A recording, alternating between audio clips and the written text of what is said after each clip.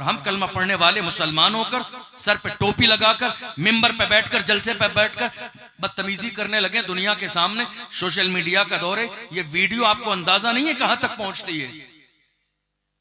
ये social media के जरिए ये पैगाम कहां तक पहुंचते अंदाजा नहीं है आज आपको। इसलिए हाथ जोड़ के आपसे कहता हूं, मेरी नाराजगी नहीं है, लड़ाई नहीं है आपसे, लेकिन कम से कम आप कोशिश करें कि आप जलसे में माहौल खराब करने की कोशिश करेंगे, मैं जब तक स्टेज पर हूं ये तो नहीं करने दूंगा आपको। या फिर आप अगर बदतमीजी करना चाहते हैं जलसे को खराब, तो हम जा रहे हैं, आपको जो करना है कर लीजिए। भैया मैं खत्म कर दूं, नाज शरीफ पढ़वा दी जाए, तो कुछ तमीज तहजीब से बैठ जाइए आप लोग। ये आपका प्रोग्राम लाइव चल रहा है, मैं आपको लाइव प्रोग्राम में डांटूंगा तो बेइज्जती हो जाएगी आपके गांव की। कुछ तो तमीज तहजीब सीखो भाई, लाइव प्रोग्राम चल रहा है आपके गांव का, खुतबा पढ़ दिया गया, आप उसी हुल्लड़बाजी में लगे हुए हैं, कोई शर्म हया नहीं आप लोगों को। जलसा किस काम के लिए कराते हैं आप लोग? तमाशा करने के लिए? किस काम के लिए जलसा किया जाता है? मिंबर रसूल की तौहीन करने के लिए? बेहतरीन अंदाज में नात खानी हो गई, बहुत कामयाब अब तक का प्रोग्राम रहा। इतनी मोहब्बत के साथ मद्दाह रसूल ने अपना सारा नजराना आपके दारुल-उलूम के लिए दे दिया। इतना सब कुछ परफेक्ट चल रहा है, आप क्यों जलसा खराब करना चाहते हैं? आपको सुनना नहीं है? बड़ी इज्जत के साथ बहुत बड़ा गेट लगाया हुआ है, चले जाइए उठ के। जलसे के लिए लाजिम नहीं है कि साहब हम तकरीर 10,000 के मजमे में करेंगे। एक आदमी बैठा रहेगा, तकरीर वैसी होगी जैसे 10,000 के मजमे में होती। जलसे की कामयाबी आपके ऊपर नहीं है, इस गलत फहमी का जो शिकार है ना, चले जाइए उठ के यहां से। लोड न लीजिए, जिनको जाना है जाने दीजिए, आपके ऊपर क्या फर्क है भाई? जिसकी किस्मत में नहीं है क्या कर सकते हैं। मौलवियों को इन सब चक्करों में नहीं पड़ना चाहिए। लोग चले गए, भीड़ चले गई, अब उनकी किस्मत में ही नहीं है, हम और आप क्या कर सकते हैं? क्या कुरान और हदीस का पैगाम सुनाने के लिए 10,000 आदमी की जरूरत है? 4 आदमी में भी वही बात सुनाई जाएगी।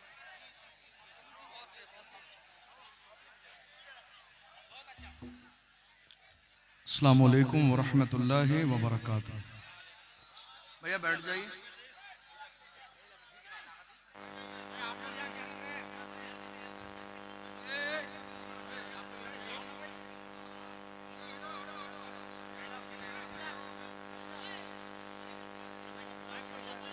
अल्हम्दुलिल्लाहि रब्बिल आलमीन, वस्सलातु वस्सलामु अला सय्यिदिल अंबिया वल मुरसलीन व अला आलिहि व अस्हाबिहि अजमईन, अम्मा बाद, फ़अऊज़ु बिल्लाहि मिनश शैतानिर रजीम, बिस्मिल्लाहिर रहमानिर रहीम। क़ाल अल्लाहु तबारक व तआला फ़िल क़ुरआनिल अज़ीम, इन्नल्लाह ला युग़य्यिरु मा बिक़ौमिन हत्ता युग़य्यिरु मा बिअन्फुसिहिम। सदक़ल्लाहुल अज़ीम व सदक़ रसूलुहुन नबियुल अमीनुल करीम व नहनु अला ज़ालिका लमिनश शाहिदीन वश्शाकिरीन वज़्ज़ाकिरीन वल्हम्दुलिल्लाहि रब्बिल आलमीन। भैया मैं ख़त्म कर दूं, नाज शरीफ पढ़वा दी जाए, तो कुछ तमीज़ तहजीब से बैठ जाइए आप लोग। ये आपका प्रोग्राम लाइव चल रहा है, मैं आपको लाइव प्रोग्राम में डांटूंगा तो बेइज्जती हो जाएगी आपके गांव की। कुछ तो तमीज तहजीब सीखो भाई, लाइव प्रोग्राम चल रहा है आपके गांव का, खुतबा पढ़ दिया गया, आप उसी हुल्लड़बाजी में लगे हुए हैं, कोई शर्म हया नहीं आप लोगों को। जलसा किस काम के लिए कराते हैं आप लोग? तमाशा करने के लिए? किस काम के लिए जलसा किया जाता है? मिंबर रसूल की तौहीन करने के लिए?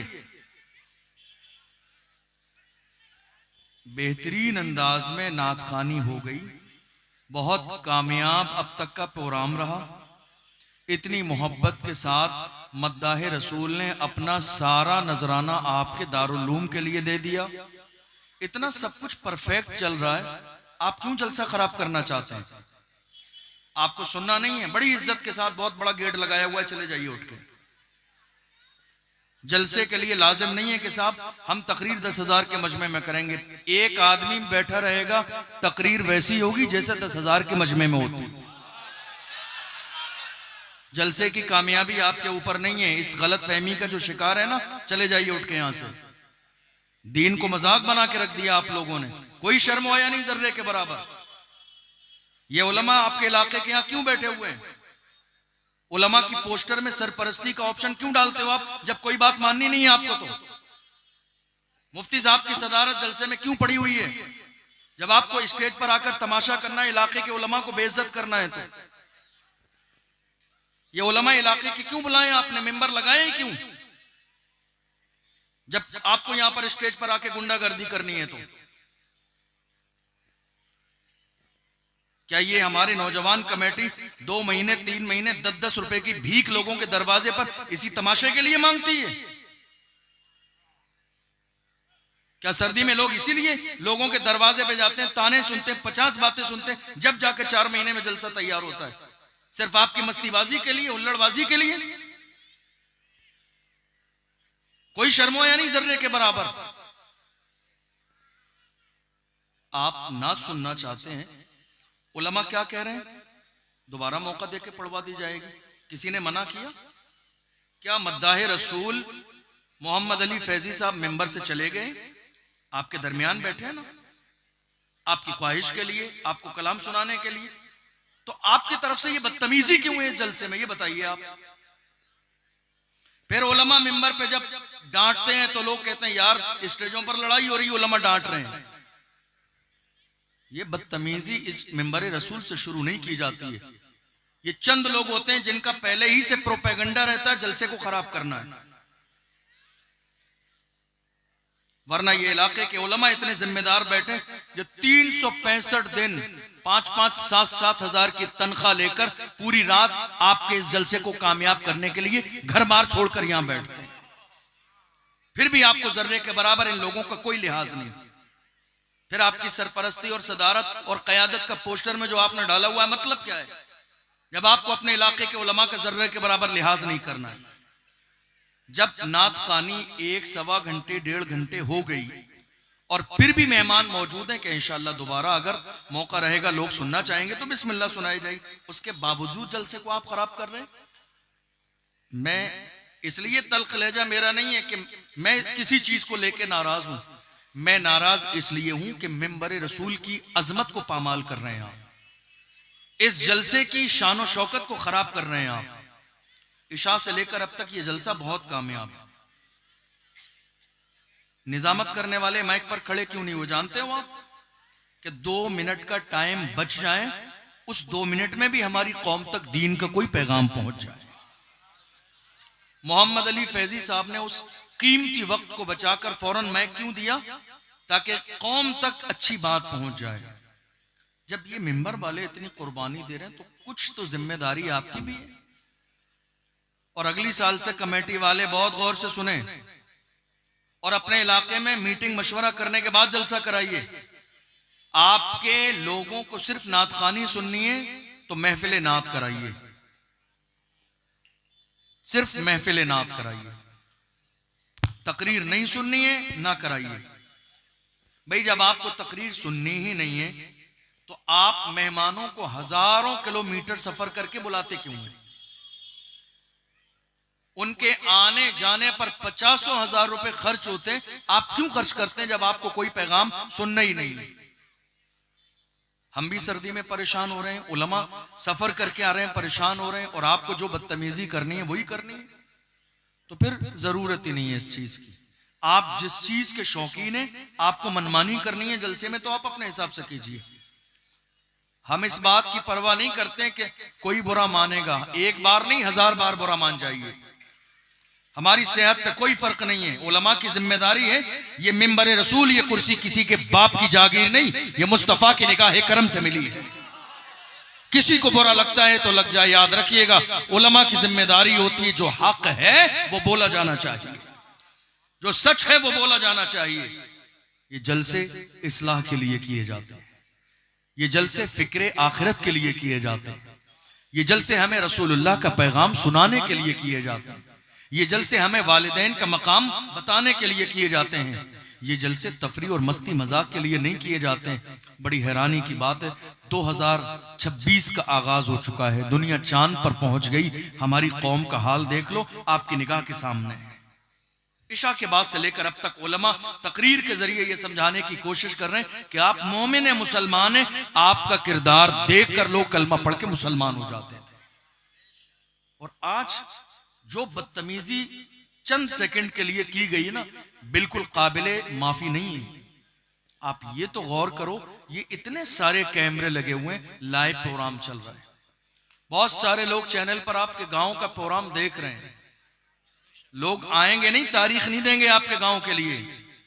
अच्छे उलमा इकराम बहुत तवज्जो के साथ अपने जहन में ये बात बिठा लीजिए, अगर ये बदतमीजी आपके गांव में चलती रही तो। इसलिए बदलिए अपने अंदाज को, बदलिए अपने मिजाज को, और कोशिश कीजिए जलसा कराएं तो तमीज तहजीब के साथ कराइए। बदतमीजी की जर्रे के बराबर गुंजाइश नहीं है। हम जिस मजहब के मानने वाले हैं वो मजहब इस्लाम मोहब्बत और इज्जत की बात करता है, वो इंसानियत की बात करता है, एहतराम की बात करता है, लोगों के एहतराम की बात करता है, छोटों से मोहब्बत और बड़ों के एहतराम की बात करता है। और हम कलमा पढ़ने वाले मुसलमान होकर सर पे टोपी लगाकर मिंबर पे बैठकर जलसे पे बैठकर बदतमीजी करने लगे दुनिया के सामने। सोशल मीडिया का दौर है, ये वीडियो आपको अंदाजा नहीं है कहां तक पहुंचती है। ये सोशल मीडिया के जरिए ये पैगाम कहां तक पहुंचते अंदाजा नहीं है आज आपको। इसलिए हाथ जोड़ के आपसे कहता हूं, मेरी नाराजगी नहीं है, लड़ाई नहीं है आपसे, लेकिन कम से कम आप कोशिश करें कि आप जलसे में माहौल खराब करने की कोशिश करेंगे, मैं जब तक स्टेज पर हूं ये तो नहीं करने दूंगा आपको। या फिर आप अगर बदतमीजी करना चाहते हैं जलसे को खराब, तो हम जा रहे हैं, आपको जो करना है कर लीजिए। इसलिए कि ये सारी चीजें जर्रे के बराबर जायज नहीं है। बहुत सारे लोग जो जलसे को खराब करना चाहते हैं ना, उनको दर्द इसलिए नहीं है, दर्द इसलिए नहीं है चूंकि ये उनकी जेब के पैसे नहीं लगे हैं, उन्होंने मेहनत नहीं की है जलसा कराने में। उन 10-10, 15-15, 20-20 साल के जवानों से पूछो जिनकी दिसंबर और जनवरी की सारी सर्दी उनके सर पे गुजर गई है इस जलसे को तैयार करते हुए। उन 20 साल के जवानों से पूछो जिन्होंने कितने लोगों के ताने सुने, कितने लोगों की गलत बातें सुनी, कितने लोग। जलसा कराना कोई इतना आसान काम है, जलसे की कमेटी जानती है।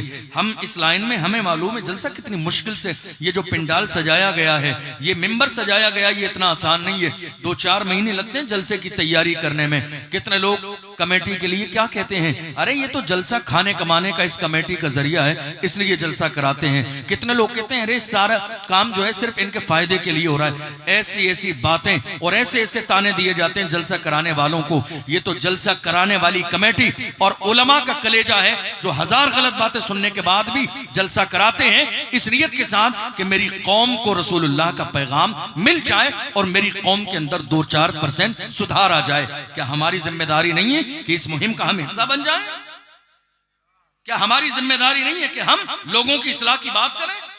कि हमारी जिम्मेदारी नहीं है कि हम इसी नौजवानों के खुलूस के साथ, कि जितनी मोहब्बत से उन्होंने जलसा सजाया, हम भी उतनी मोहब्बत के साथ सपोर्ट करें कि आने वाले लोग यहां आए जाएं तो हर जगह जाके मिसाल दें। जलसा था तो उस इलाके का था, लोग थे तो इस इलाके के थे, माहौल था तो उस इलाके का था, संजीदगी थी तो उस इलाके की थी। याद रखिएगा, एक इलाके में मेहमानों के सामने बदतमीजी की जाती है, पूरे हिंदुस्तान में स्टाफ के लोगों के जरिए वो बात एक दूसरे तक पहुंचती है और फिर उलमा अच्छे वहां के लिए तारीख नहीं देते हैं, फिर परेशान होते हैं सालों साल लोग।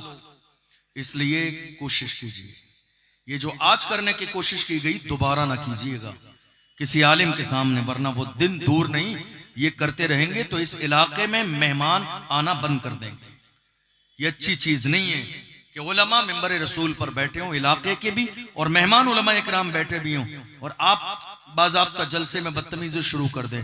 ये अंदाज हुजूर के गुलामों का नहीं होता है। मेरी बात समझ आ रही है भाई? मेरी बात समझ आ रही? मैं कोई गलत बात तो नहीं कर रहा हूं भाई। ये जो जलसा हो रहा है आपके खून पसीने की कमाई से, बात सही है या नहीं? इस जलसे को कराने में क्या 1-2 लाख रुपए खर्चा नहीं होते? आप इतनी दूर से उलमा इकराम कहां से आए हैं, मैं आपको बताऊं, मैं इंडिया से बाहर था, मैं इंडिया से बाहर था, मस्कत था ओमान में, मेराजुन नबी के मौके पर प्रोग्राम करने गया। जिन्होंने तारीख ली इस जलसे की, अचानक उनके साथ बड़ा हादसा हुआ और उनका एक हफ्ते पहले इंतकाल हो गया। जब ये देखा गया डायरी में कि आपके इलाके की तारीख है, हमारे अहबाब ने मशवरा दिया कि इंतकाल करने वाले शख्स ने वादा किया था, इसलिए अब आपको कम से कम दुनिया से जाने वाले बंदे का वादा जरूर पूरा करना चाहिए।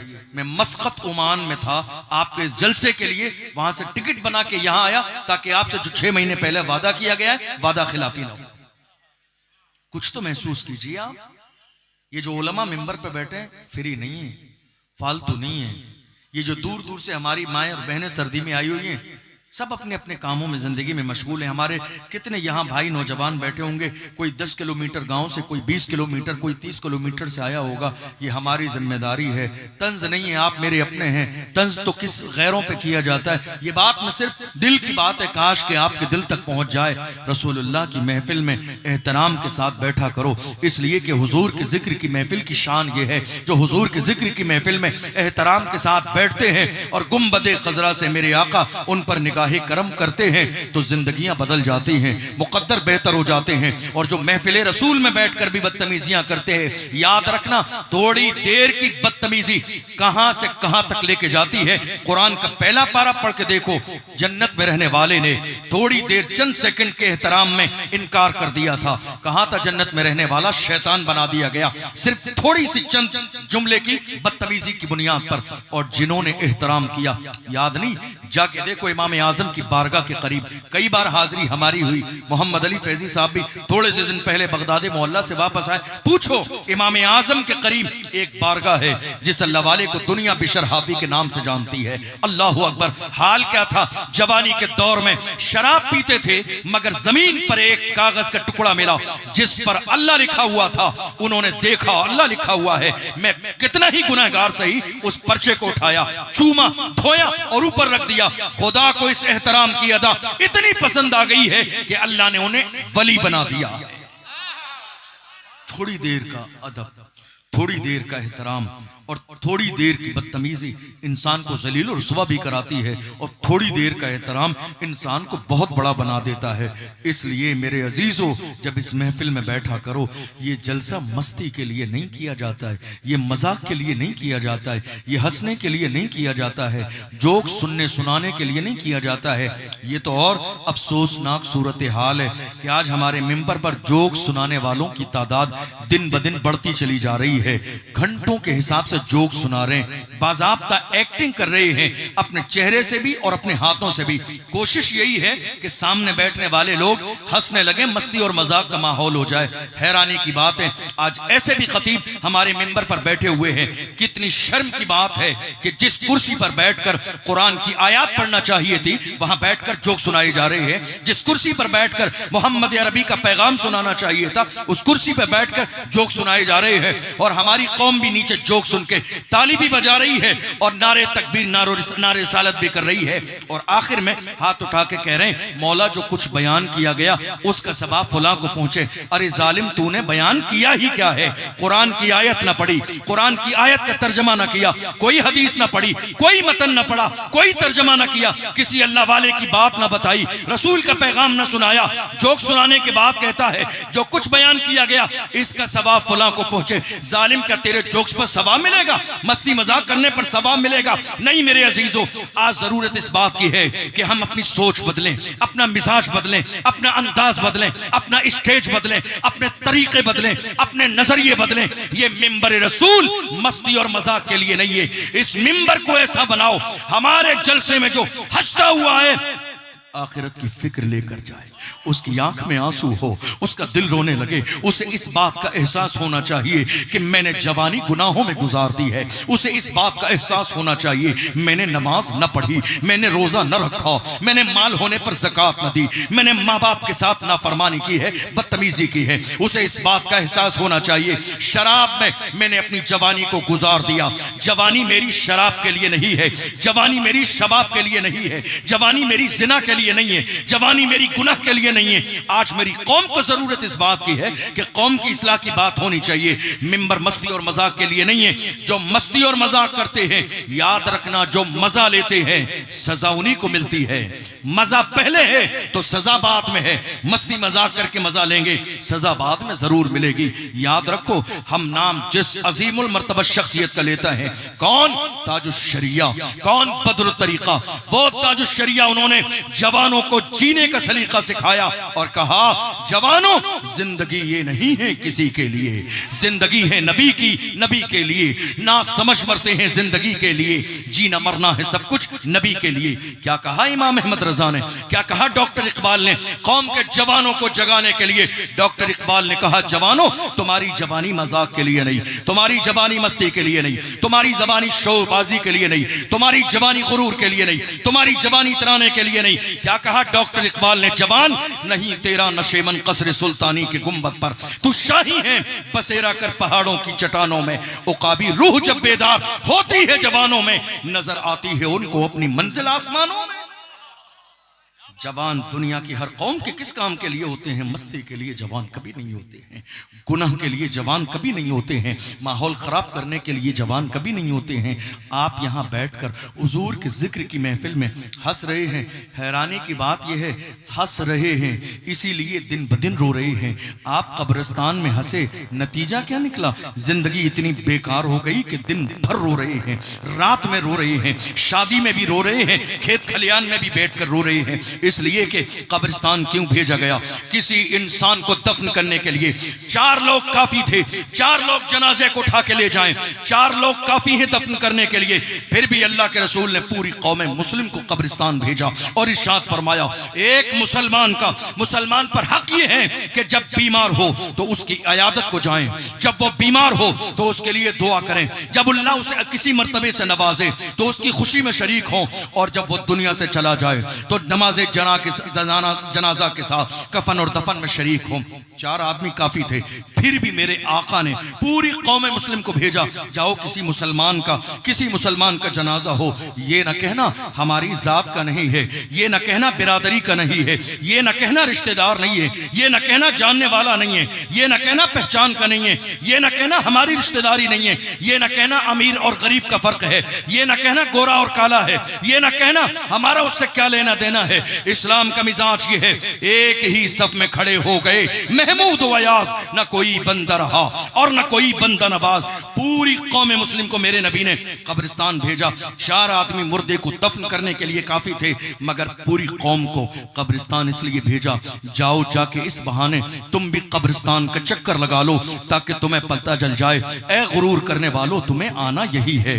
ए तकब्बुर करने वालों, आखिर मौत है। ए ज़िना करने वालों, आखिर मौत है। ऐ शराब पीने वालों, आखिर मौत है। ऐ अपने आप को बड़ा समझने वालों, आखिर मौत है। इसलिए कब्रिस्तान भेजा गया कि जब तुम्हारा गुरूर उरूज पर हो तो कब्रिस्तान का चक्कर लगाओ, जाके देख लो तुमसे बड़े बड़े सूरमाओं की कब्रें बाज़ाब्ता 1 महीने पहले दफन किया गया, कब्र ढह गई है, तख्ते गिर गए हैं, मट्टी चली गई है, कभी बारिश का पानी और कभी नाले और नाले का पानी कब्र में पहुंच रहा है। तुम क्या समझ रहे हो?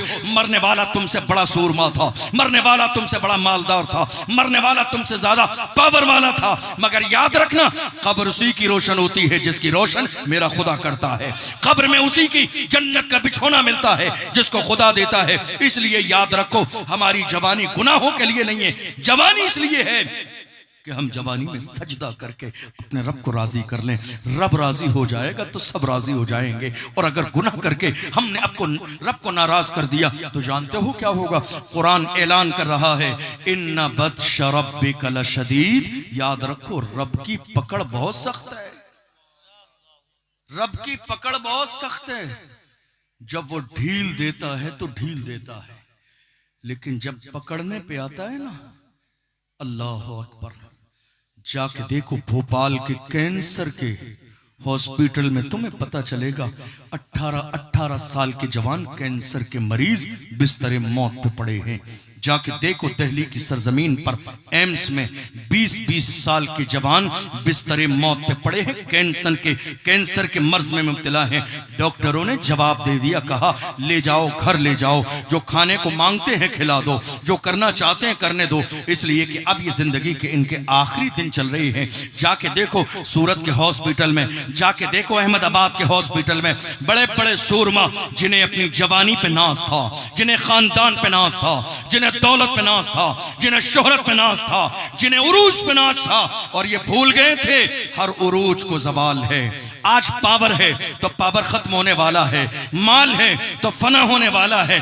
मैं नहीं कहता हूं, अल्लाह का कुरान कहता है कुल्लु मन अलैहा फान व यब्का वजहु रब्बिका ज़ुल जलाल वल इकराम। सारी चीजें फना होने वाली है, बाकी रहने वाली सिर्फ मेरे रब की जात है। जाके देखो 18 साल 20 साल 22 साल के जवान, हमने एक को देखा था, हमने एक को देखा, किसी ने जलसे में कहा हजरत चल के जरा हमारे मरीज पे दम कर दें। लोग बड़ी अकीदत और मोहब्बत के साथ लेके जाते हैं, हजरत चल के दम कर दीजिए। हमने जाके एक जवान को देखा, गला इतना सूज गया है, अल्लाह अकबर, पिट्टी पट्टी बंधी हुई है, पूरी गर्दन पर कपड़ा लपेट दिया गया है, उसके मुंह पर पट्टी बंधी है। आप यकीन जानना, जिस वक्त उस जवान पर नजर पड़ी कलेजा हिल गया। या खुदाया, 18-20 साल का जवान इस कंडीशन में बिस्तरे मौत पर पड़ा है, इसके मुंह पर पट्टी बांध दी गई है। जहन में ख्याल आया, ये खाना कैसे खाता होगा, ये पानी कैसे पीता होगा। हमने कहा आपने गर्दन पे पट्टी बांधी है, बात क्या है? कहा हजरत क्या करूं, मेरे बेटे को कैंसर हो गया है, 6 महीने का जमाना गुजर गया, बिस्तरे मौत पर पड़ा है। डॉक्टरों ने भी हॉस्पिटल से बाहर निकाल दिया और कहा ले जाओ, ले जाके घर पे लिटाओ, जो खाने को मांगता है तुम वो खिला नहीं सकते हो, इसलिए कि उसके गले के अंदर कैंसर है, गला इसलिए सूजा है, पट्टी बांध दी गई है, मुंह पर टेप लगा दिया गया, अब ये कुछ न कर सकेगा, न एक लुकमा इसके गले से उतरेगा, न एक घूंट पानी। हमने कहा फिर ये जिंदा कैसा है? उसने कपड़ा हटा के दिखाया, कहा हजरत देख लो, साइड में काट दिया गया है, प्लास्टिक का पैप इसके पेट में डाला गया है, और 6 महीने से लिक्विड इसके पेट के अंदर पहुंचाया जाता है, जिसकी वजह से सांस चल रही है, वरना हमारे सामने ये जिंदा लाश की तरह है। 6 महीने हो गए, बाहर जाता था, सुबह से लेकर शाम तक 10 बार फोन करता था माँ के पास, 10 बार फोन करता था बाप के पास, शादीशुदा बहन के पास 10 बार फोन करता था। इतना चहीता बेटा, आज 6 महीने हो गए, माँ बेचैनो बेकरार है, मगर एक जुमला नहीं सुना बेटे की जबान से। बाप रो रहा है, काश मेरा बेटा एक बार दुनिया से जाने से पहले अपनी जबान से मुझे अब्बा कह दे। अल्लाह अकबर। मैं अपने जवानों को मुल्क के कोने कोने में यही सिखाता हूँ जलसे में, ए जवानों तुम क्या सोच रहे हो, तुम्हारी उम्र 20 साल की है तो तुम्हें कोई मुसीबत नहीं आएगी। देख लो 18 साल के जवान, 20 साल के जवान बिस्तरे मौत पे पड़े हुए हैं, दौलत है मगर काम नहीं आ रही है, जमीन है मगर काम नहीं आ रही है, पैसा है घर में मगर काम नहीं आ रही है। खुदा ने बता दिया बादशाही सिर्फ मेरी है, पावर सिर्फ मेरा है, कादिर मुतलक सिर्फ मेरे रब की जात है। इसलिए मैं हाथ जोड़ के अपने जवानों से कहता हूं, जवानों ये ठिट्टा कब तक चलेगा, ये मजाक कब तक, ये मस्ती कब तक, ये दुनियादारी कब तक, ये अल्लाह के घर से दूरी कब तक, ये माँ बाप की नाफरमानी कब तक, ये शराब और जुए से रिश्ता कब तक? तुम किसी भी जमाने में ऐसे नहीं थे, मोहम्मद अरबी के गुलाम हर जमाने में ऐसे थे। डॉक्टर इकबाल ने कहा हमारे जवान ऐसे थे, टल न सकते थे अगर जंग में अड़ जाते थे, पांव शेरों के भी मैदान से उखड़ जाते थे, तुझसे सरकश हुआ कोई तो बिगड़ जाते थे, तीर क्या चीज है हम तोप से लड़ जाते थे, शान आंखों में न जचती थी जहांदारों की, कलमा पढ़ते थे हम छांव में तलवारों की, हम जो जीते थे तो जंगों की मुसीबत के लिए और मरते थे तेरे नाम की अजमत के लिए। दश्त तो दश्त है, दरिया भी न छोड़े हमने, बहरे जुल्मात में दौड़ा दिए घोड़े। ये किसकी तारीख है? ये हमारी और आपकी तारीख है। थोड़ी सी आवाज बढ़वाइएगा। ये किसकी तारीख है? माइक्रोफोन जरा आवाज बढ़ा दीजिए थोड़ी सी। ये किसकी तारीख है? ये किसी और की नहीं, ये हमारी तारीख है। मेरी बात समझ आ रही है आपको? नहीं आ रही? आ रही है। याद रखिएगा हमें मरना है। ये जो आज हमारा हाल हो गया ना, ये हमारा हाल सिर्फ इसलिए हो गया, ये गुनाह है बेलज्जत, ये मस्तियां, ये मजाकें, ये शोर शराबे, ये ढोल बाजे, ये डीजे, ये रंगीनियां सिर्फ इसलिए हो गई कि हमने कब्रिस्तान जाना छोड़ दिया, हमने कब्रिस्तान के चक्कर लगाना छोड़ दिया, हमने कब्र देखना छोड़ दी, हमने अपनी मौत को भुला दिया, हम आखिरत को भूल गए। काश के हम कब्रिस्तान का चक्कर लगाते तो एहसास रहता। ओ गुनाह करने वाले, याद रख कितना ही गुनाह कर ले, आखिर तुझे आना इसी मिट्टी में है। अल्लाह के रसूल ने क्या फरमाया? मेरे आका इरशाद फरमाते हैं, जब एक गुनाह करने वाला इंसान जमीन पर अपना पैर रख के चलता है तो जमीन अपने अंदाज में चीख चीख के कहती है, ऐ गुनाह करने वाले, मेरे सीने पे याद रख, कल तुझे मेरे अंदर आना है। तू कितना ही बड़ा मालदार है, आना तो तुझे मेरे अंदर है। यहां आएगा, इज्जतदार बन के आएगा तो तेरे लिए बाज़ाब्ता कुशादगी कर दी जाएगी, वरना याद रख किसी कब्र में एक पसली दूसरी पसली से मिला के चकनाचूर कर दी जाती है। कुरान पढ़ो, कुरान क्या कहता है? वला तमशी फिल अर्द मरहा, ए नादान इंसान, जमीन पर गुरूर से अकड़ के मत चल। ये न सोच कि सब कुछ तेरे इख्तियार में है, तेरे इख्तियार में कोई चीज नहीं है। याद रख, वो खुदा है जो नॉर्मल तेरे दिल की धड़कन को चलाता भी है, और अगर एक मिनट के लिए तेरे दिल की धड़कन रुक जाए, हार्ट अटैक तुझे इसीलिए आ जाएगा, तेज हो जाए तो तेरी जिंदगी अजाब, हल्की हो जाए तो जिंदगी अजाब। घर वाले दौड़ते जाएंगे, नहीं साहब हार्ट अटैक आया है, बाईपास करना पड़ेगा, सर्जरी करनी पड़ेगी। खुदा ने बता दिया, बादशाही सिर्फ मेरी है, तू एक लम्हे का भी मालिक नहीं है। गुरूर किस बात का है, तकब्बुर किस बात का है?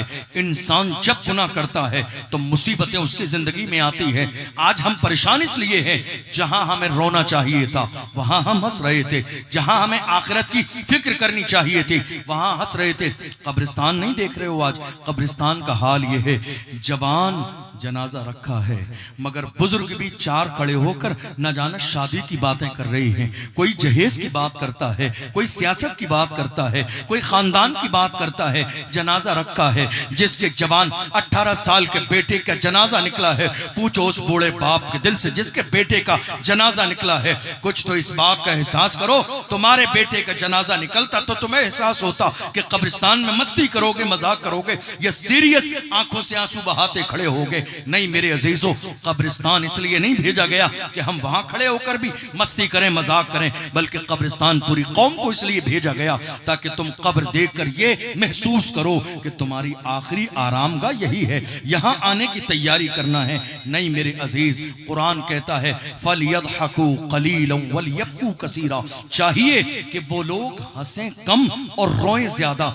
हंसना कम है, कुरान कहता है, रोना ज्यादा है, कुरान कहता है। बल्कि मेरे आका सल्लल्लाहु अलैहि वसल्लम रोजाना हाथ उठा के खुदा की बारगाह में दुआ करते थे, ऐ अल्लाह मुझे रोने वाली आंखें दे दे, ऐ अल्लाह मुझे रोने वाली आंखें दे दे, डरने वाला दिल दे दे।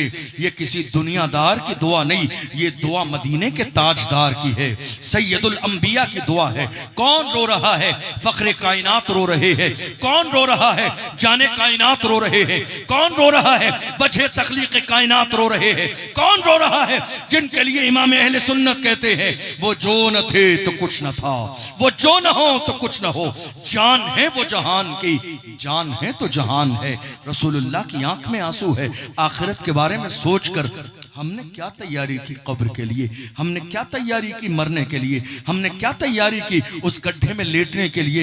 1 घंटे के लिए अगर आज लाइट चली जाए, आपके रूम में रोशनी ना हो तो हाल से बेहाल हो जाते हैं। मोबाइल चाहिए आपको रोशनी के लिए, चिराग चाहिए आपको रोशनी के लिए। मुझे बताओ, ऑप्शन ये भी है कि अगर आपके रूम में लाइट ना हो, गर्मी का मौसम हो, लाइट चली जाए, ऑप्शन ये भी है कि आप अपने रूम से निकलकर बाहर रोड पर आ जाइए। गर्मी लग रही है, लाइट जा चुकी है, ऑप्शन ये भी है कि आप कुर्ता पहनते हैं, कुर्ता उतार दीजिए। ऑप्शन ये भी है गर्मी से बचने के लिए रोड पर घूम लीजिए। लेकिन जरा तवज्जो देकर अपने सीने पे हाथ रखकर सोचिए, कब्र में जाने के बाद ऑप्शन क्या है। अगर तुमने नेकियां न की, गुनाह किया, तो कब्र में जाने के बाद इतनी सी जगह है जहां करवट लेने की भी गुंजाइश नहीं है, वहां रोशनी कैसे होगी। यहां अंधेरा होता है तो दौड़ के बाहर चले जाते हो, यहां गर्मी होती है तो दौड़ के बाहर जाते हो। क्या कब्र में गर्मी होने के बाद बाहर जाने का ऑप्शन है, गर्मी दूर करने का ऑप्शन है? क्या कब्र में रोशनी करने का ऑप्शन है? नहीं मेरे अजीज, कब्र में रोशनी दुनिया की चीजों से नहीं होगी। कब्र में रोशनी अगर होगी तो मुस्तफा की तारीफ करने से होगी।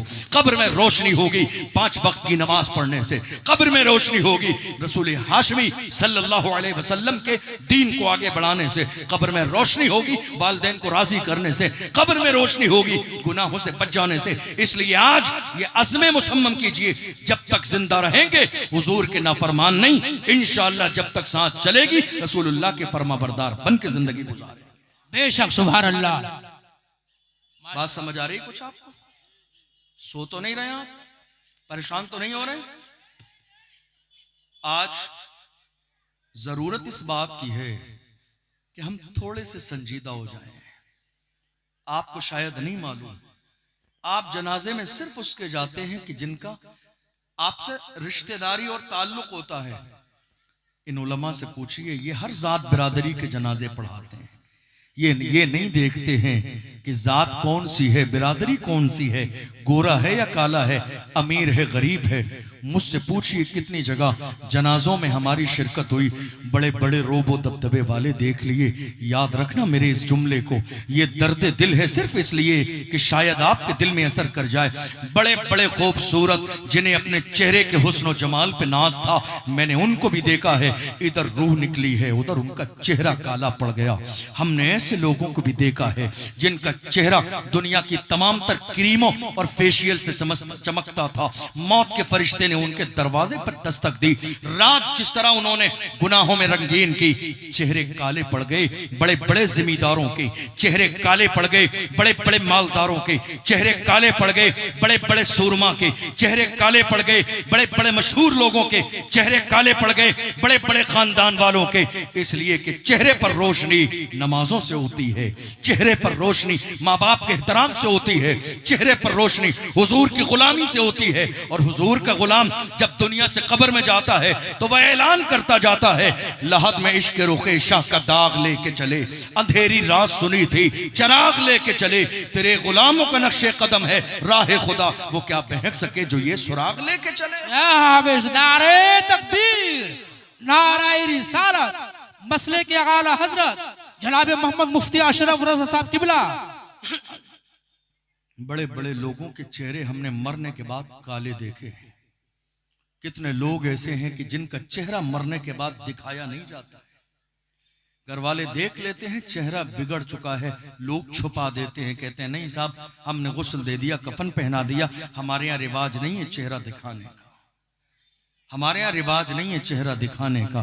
कितने जनाजे ऐसे देखे गए, किसी ने जबरदस्ती देख लिया तो पता चला रिवाज तुम्हारे यहाँ इसलिए नहीं है कि मरने वाले का चेहरा काला पड़ चुका है। लोगों से पता किया इसका चेहरा काला कैसे पड़ा, चेहरे पे इसके ये नहूसत तारी कैसे हो गई। लोगों ने बताया हजरत बात दरअसल ये है, ये वो जालिम इंसान था जब मस्जिद का इमाम मिंबर रसूल पर जुमे के दिन खड़े होकर कहता था शराब पीना हराम है, तो ये तन्हा इंसान था मस्जिद के बाहर खड़े होकर मस्जिद के इमाम को गाली देता था और कहता था ये न जाने मौलवी कहां से लेकर आए हैं, जब देखो इधर उधर की लड़ाने की बातें करता रहता है। जब मस्जिद का इमाम कहता था जिसकी शादी में ढोल बाजे डीजे बजेंगे मैं निकाह नहीं पढ़ाने जाऊंगा, ये जालिम था जो मस्जिद के बाहर खड़े होकर कहता था मैं डीजे बजाऊंगा, देखूंगा मुझे कौन सा मौलाना रोकेगा। ये वो जालिम था मस्जिद का इमाम जब समाज में फैली बुराई को जो है रोकने की कोशिश करता था, ये चैलेंज करता था देखे कौन रोकेगा। मस्जिद का इमाम कहता था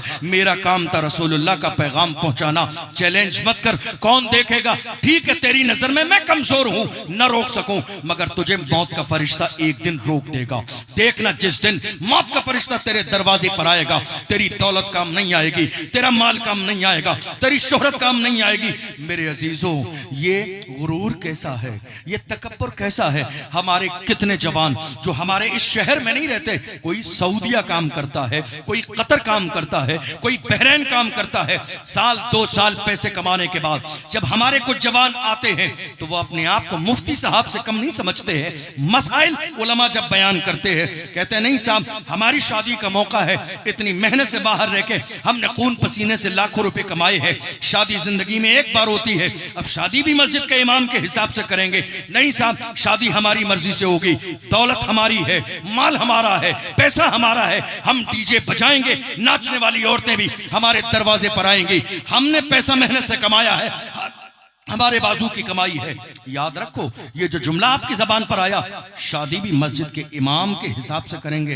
हाँ, मस्जिद के इमाम के हिसाब से करनी पड़ेगी, इसलिए कि मस्जिद का इमाम जो हिसाब बता रहा है ना, ये उसके बाप का नहीं, ये हिसाब रसूल पाक का हिसाब है, ये तरीका मुस्तफ़ा का तरीका है, ये मिशन मुस्तफ़ा का तरीका है। तुम कह रहे हो मेरे बाजू की कमाई है ये दौलत, मैं जिस तरह चाहूंगा खर्च कर दूंगा।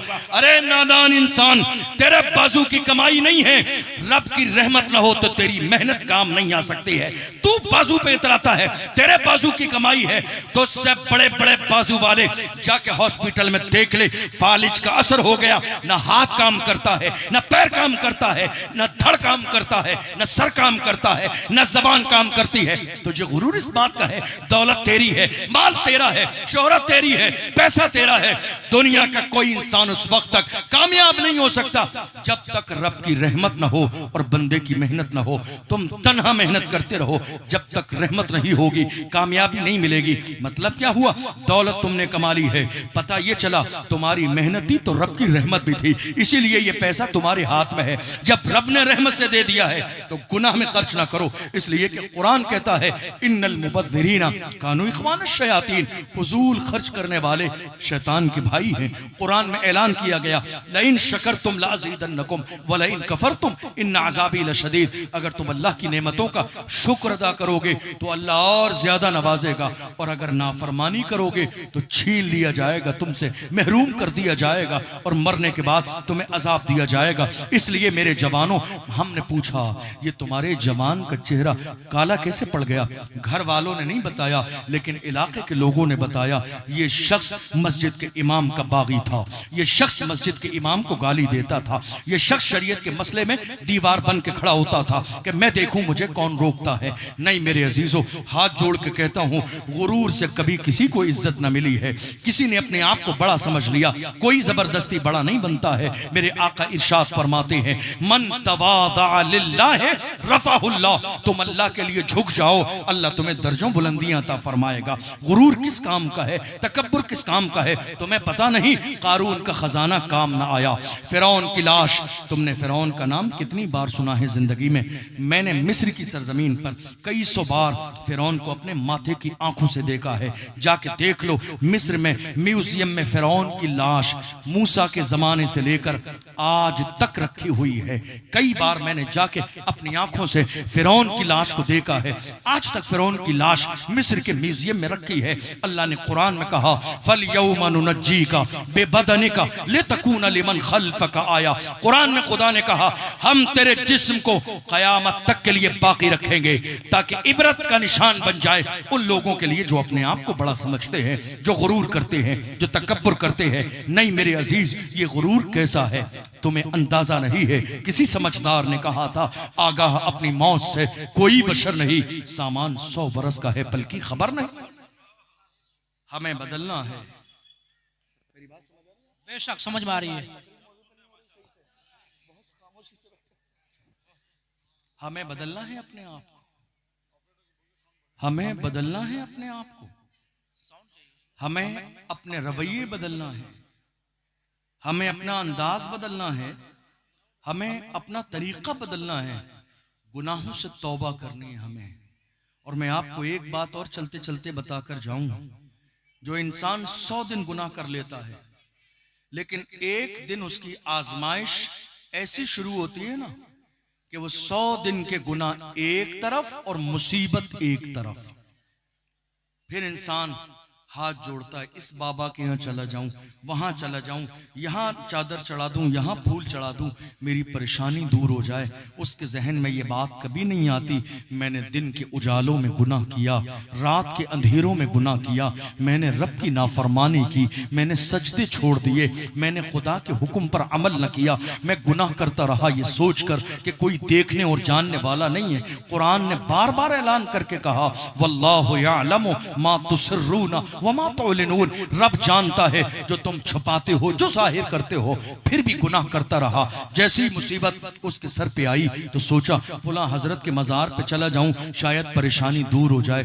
नहीं मेरे अजीजों, हाथ जोड़ के कहता हूं, बुजुर्गों की बारगाह से फैज मिलता है, लेकिन इसका यह मतलब नहीं गुनाह करने के बाद तुम गुनाह से तौबा ना करो। सो चादर से परेशानी दूर हो जाएगी, चादर चढ़ाने से परेशानी दूर नहीं होगी। जरूरत इस बात की है, जाओ आज भी वक्त है, अल्लाह के घर के दरवाजे खुले हुए हैं। मेरे आका इरशाद फरमाते हैं तौबा का दरवाजा खुला हुआ है, बंद नहीं है।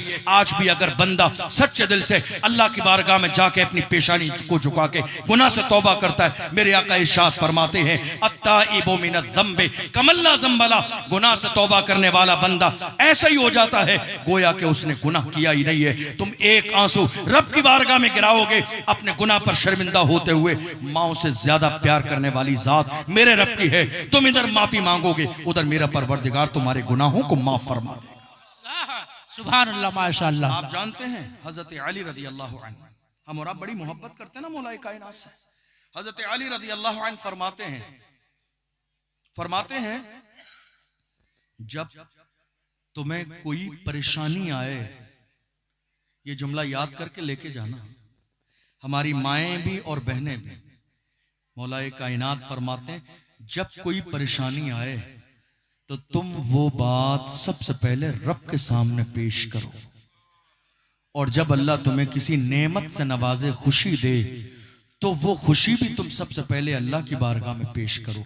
मतलब यह है कि जब तुम्हें खुशी अल्लाह दे तो सबसे पहले सजदे शुक्र अदा करो, मौला तेरा एहसान है, ये मेरी मेहनत से नहीं, तूने ये खुशी अपनी रहमत से अता फरमाई है। और अगर जिंदगी में कोई मुसीबत आए, तुम सबके सामने रो लिए, तुमने दोस्तों के सामने हाथ फैला लिए, तुम बाबाओं के पास चले गए तावीज के लिए, तुमने पीर साहब से गुजारिश कर ली, लेकिन तुम्हें जिसके सामने सर झुका कर रोना था वो मेरे रब की जात है, जो जिंदगी का मालिक है, जो मौत का मालिक है, जो शान शौकत का मालिक है। बीमारियों से शिफा देने वाली जात मेरे रब की है, परेशानियों से शिफा देने वाली जात, दूर करने वाली जात मेरे रब की है। तुम दुनिया के सामने रोते रहे, काश कि तुमने एक सजदा रब के सामने कर लिया होता। डॉक्टर इकबाल ने कहा था वो एक सजदा जिसे तू गिरा समझता है, 1000 सजदों से देता है आदमी को निजात। एक सजदा अगर तुमने रब के सामने अकीदत से कर लिया होता तो दुनिया के सामने रब तुम्हारा सर झुकने से महफूज कर देता।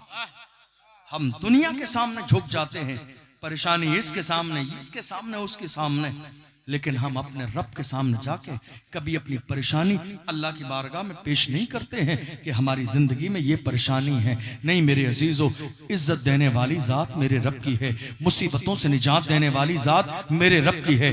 हम मोमिन हैं, मुसलमान हैं। मुसलमान किसको कहते हैं? आज तो अफसोसनाक सूरत हाल ये है कि इस्लाम सिर्फ हमारी जबानों पर रह गया, हमारे घर में आज सही माना में इस्लाम नजर नहीं आता है। कहाँ है इस्लाम हमारे घरों में? जिस घर में बेटी बेपर्दा हो, इस्लाम कहाँ है उस घर में? जिस घर में कुरान महीनों के एतबार से खोला न जाता हो, उस घर में कुरान कहाँ है?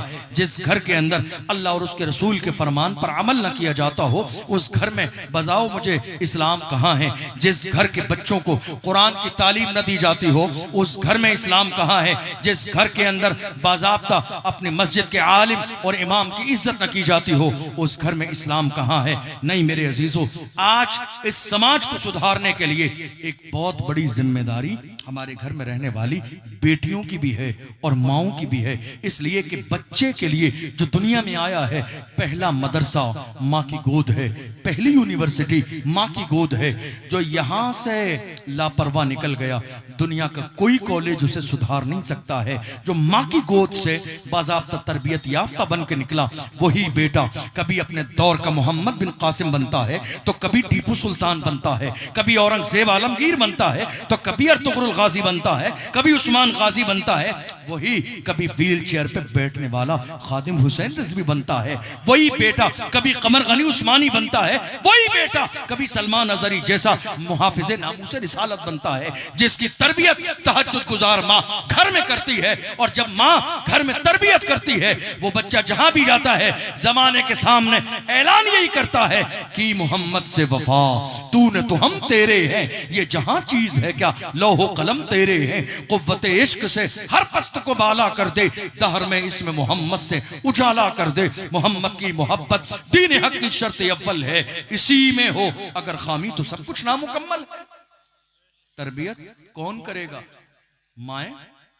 तरबियत की जिम्मेदारी वालिद से ज्यादा माँ पर है, इसलिए कि वालिद घर में नहीं रहते हैं जितना माएँ घर में रहती हैं। वो दुनिया कमाने के लिए जाते हैं, माएँ घर के अंदर मौजूद हैं, तो जिम्मेदारी माँ की ज्यादा है औलाद की तरबियत के लिए। इसलिए हमारी माएँ और बहनें बड़ी तादाद में यहाँ मौजूद हैं। मैं चंद जुमले कह के अपनी बातों को मुकम्मल करने लगा हूँ। मेरे अजीज़ों, इस जलसे में आए हैं, बहुत कामयाब जलसा है, बहुत अच्छा आप सुन रहे हैं संजीदगी के साथ, लेकिन याद रखना जलसा इसलिए कराया जाता है कि हम हुजूर का पैगाम सुने तो अपनी जिंदगी में उसे शामिल कर लें और अमल करने की कोशिश करें। मैं आपको बताऊं, अभी 2-3 साल के जमाने में हमारी कई लाख बेटियां मुर्तद हो गई।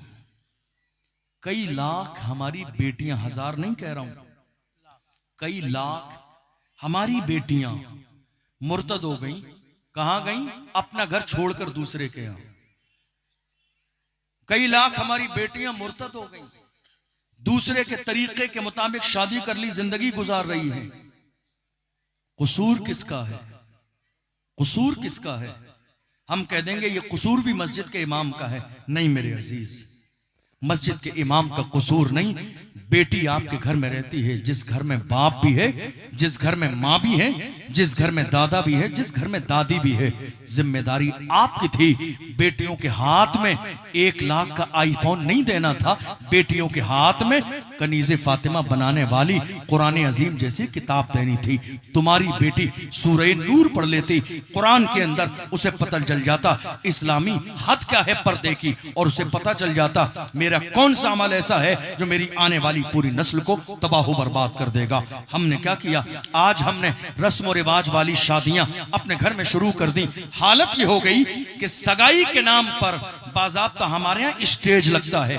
बड़े दिल के कानों से सुनिए, ये कोई ऐसा नहीं है कि मुझे आपसे वाहवाही चाहिए, नहीं, सिर्फ आप सुन लीजिए, आपको समझ आ जाए, मुझे लगेगा कि शायद ये जलसा बहुत कामयाब हुआ। हालत ये है कि आज स्टेज लगाया गया सगाई के नाम पर, लड़का भी है उस स्टेज पर, लड़की भी है उस स्टेज पर, और उसके बाद एक रिंग, एक अंगूठी लड़के के हाथ में, एक लड़की के हाथ में। लड़की ने लड़के का हाथ पकड़ के अंगूठी पहनाई, लड़की ने लड़के का हाथ, और लड़के ने लड़की का हाथ पकड़ के अंगूठी पहना दी। मिठाई तकसीम कर दी गई, पूरा खानदान खड़ा है, पूरा समाज खड़ा है, लोग ताली बजा रहे हैं खुशी के मारे, सगाई हो गई है। मेरे अजीजों, तुम मुसलमान हो, कुरान वाले हो, दीन वाले हो, तुम्हारे सर पे टोपी है, चेहरे पे दाढ़ी है, किसी आलिम से जाके पूछो, ये जो मिंबर लगा के स्टेज लगाकर तुम अपनी जवान बेटी की नुमाइश कर रहे हो, क्या किसी इस्लाम के जानने वाले से पूछा क्या इस्लाम इस तरह की सगाई की इजाजत देता है? हराम है इस तरह की सगाई करना कि जहां जवान बेटा जवान बेटी बेपर्दा बराबर बैठ जाएं और एक मर्द लड़की का हाथ पकड़ ले सगाई के नाम पर, एक औरत एक जवान बेटी हमारी गैर का हाथ पकड़ ले सगाई के नाम पर, अंगूठी पहनाए। दिल के कानों से सुनिए और गौर कीजिए, जो मजहब इस्लाम औरत की आवाज सुनने की इजाजत न देता हो, वो हाथ पकड़ने की इजाजत कैसे देगा? जो मजहब इस्लाम किसी गैर की बेटी की तरफ नजर उठाने की इजाजत न देता हो, वो हाथ पकड़ने की इजाजत कैसे दे सकता है? याद रखिएगा, जब तक निकाह न हो जाए, 2 खानदानों के बुजुर्गों का आपस में रिश्ता है, मगर लड़की और लड़के का निकाह से पहले आपस में कोई रिश्ता नहीं है।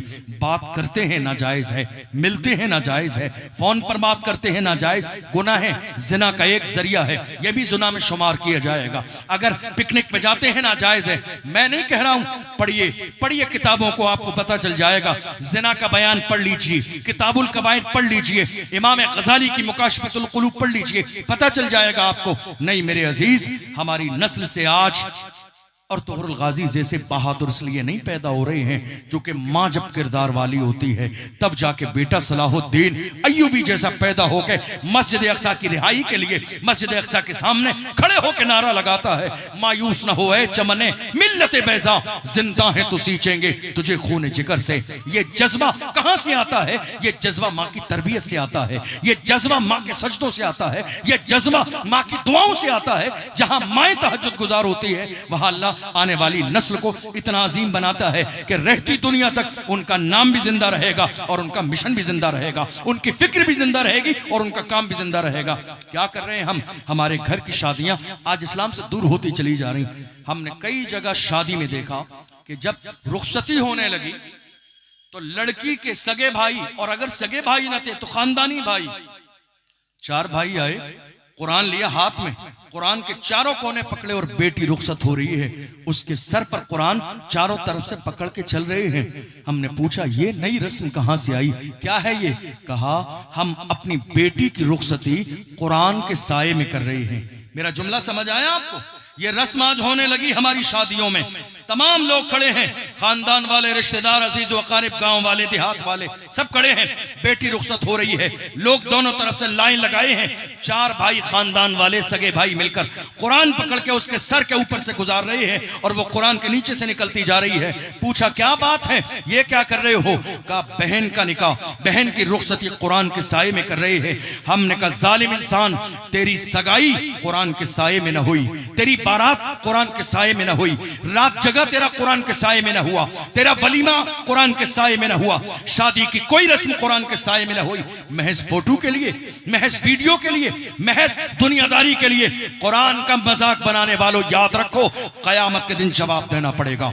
कुरान नुमाइश के लिए नहीं है, कुरान मजाक के लिए नहीं है, कुरान वीडियो के लिए नहीं है, कुरान फोटोबाजी के लिए नहीं है, कुरान पढ़कर अपनी जिंदगी में शामिल करने के लिए है। कुरान इसलिए है कि हम कुरान पढ़ें।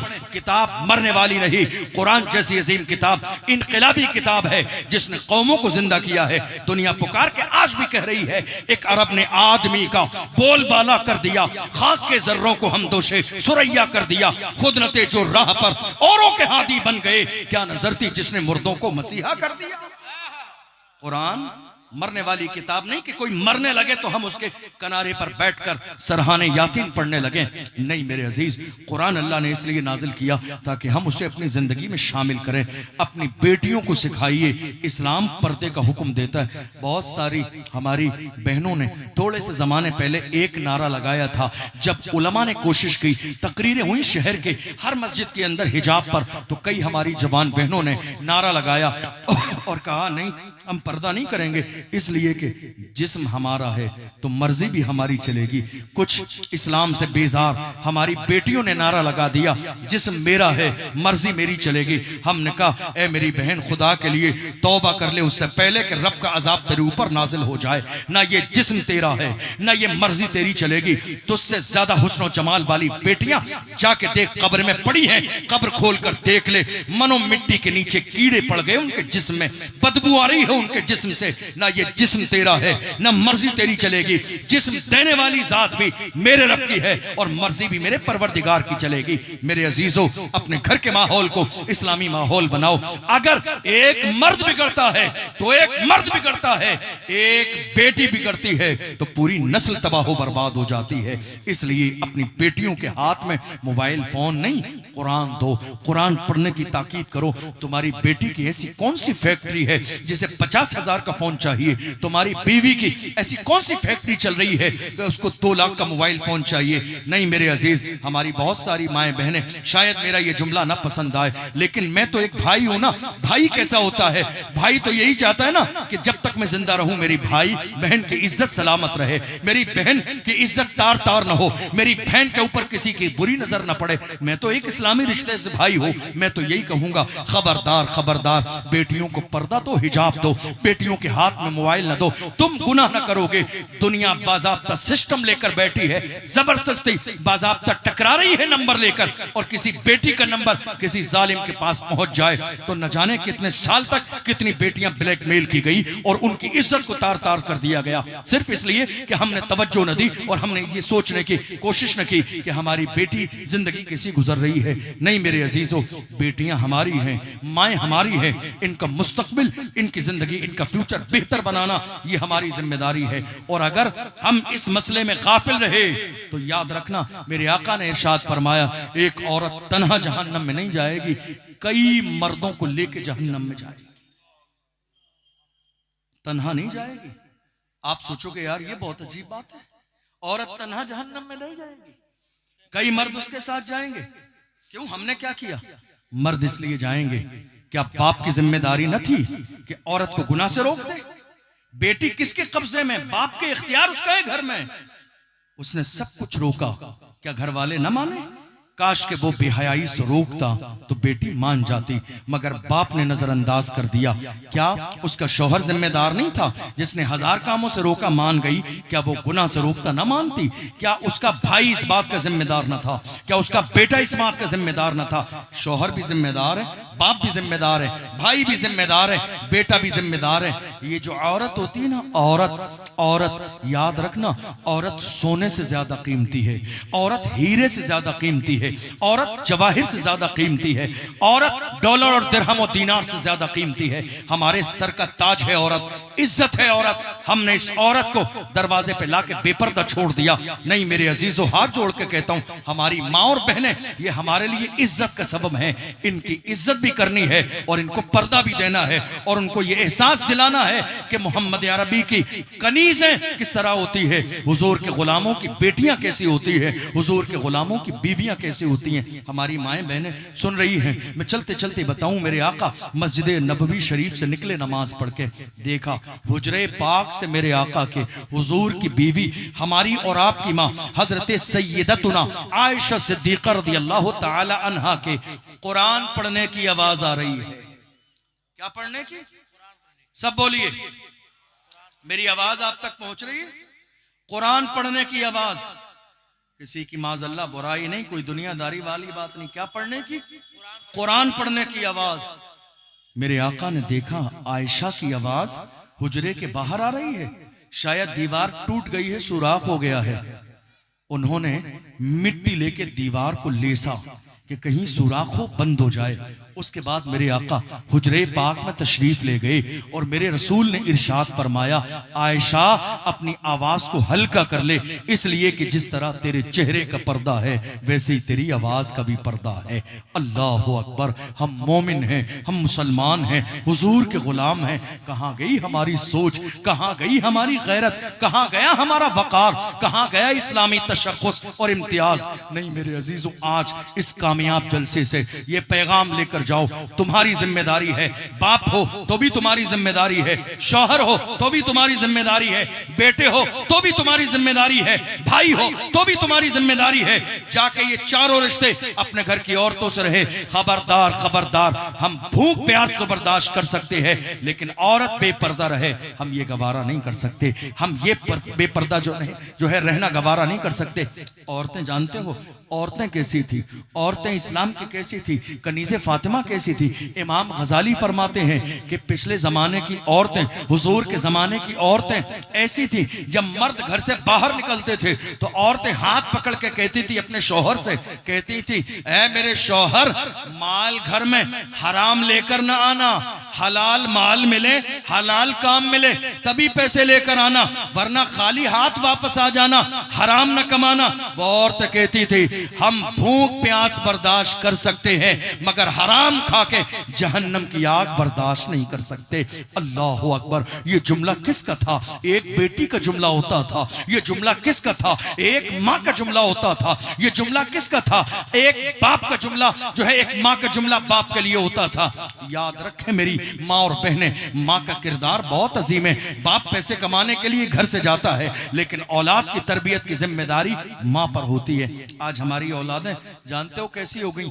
मैं आपको दिल की बात कहता हूं, हमारे 20-20 साल के जवानों को महफिल निकाह में पहला कलमा याद नहीं निकलता है।